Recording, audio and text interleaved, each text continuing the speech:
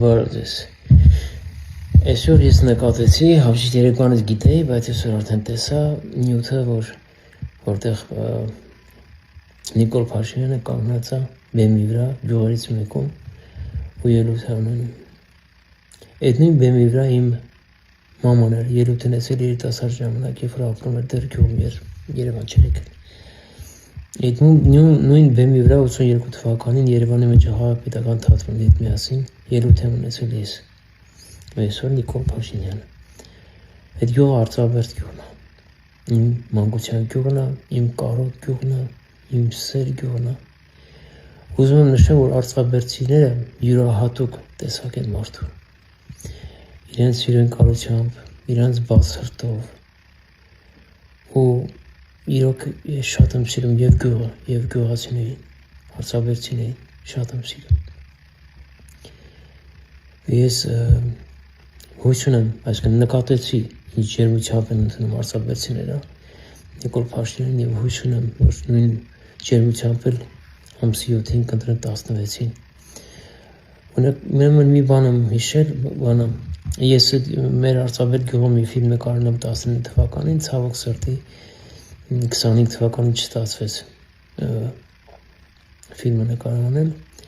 բայց մի մտածեք, ես 27-ին վերադառնում եմ Արծաբերդ, շատ չի մնացել։ Ուրեմն կուճուր վախտին, որ պապիս տուն ասում եմ, Ելենա Քուրպյան շիտակին է, գնում են գյուղ, Քիկորդայ իմ քեռուս կինոյում, որ կինոն է հիշենք, կինոյից հետո այդ գյուղամիջի ճանապարհից, որ թեքում ենք դեպի մեր պապիկիս տուն, մոտավորապես մի կիլոմետր ճանապարհ է, մի քիչ պակաս երևից։ Ես հիշում եմ, որ այնքան մութ էր, իսկ ձորից այնտեղ մեծ քարի բելաններ երևում են, տակի տները, միշտ վախում եմ, այնտեղ գերմեր կհարձակվեն, էլի, դե համար քեռուս աղջկա թևից կպած,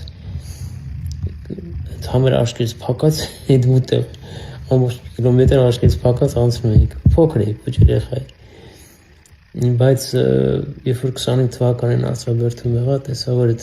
ճանապարհը պապիկիս տանող, տուն տանող ճանապարհը ամբողջովին լուսավորվել է։ Դա ինչ որ խորհրդավոր բան կա, խորհրդանիշ կա դրա մեջ։ Որտեղ ծաղկումը գյուղի, ապական գյուղի։ Ես կապում եմ Նիկոլ Փաշինյանի հետ ու այս կառավարության հետ, որտեղ այս կառավարության ժամանակ այդ մութ ճանապարհը դեպի պապիս տուն տանող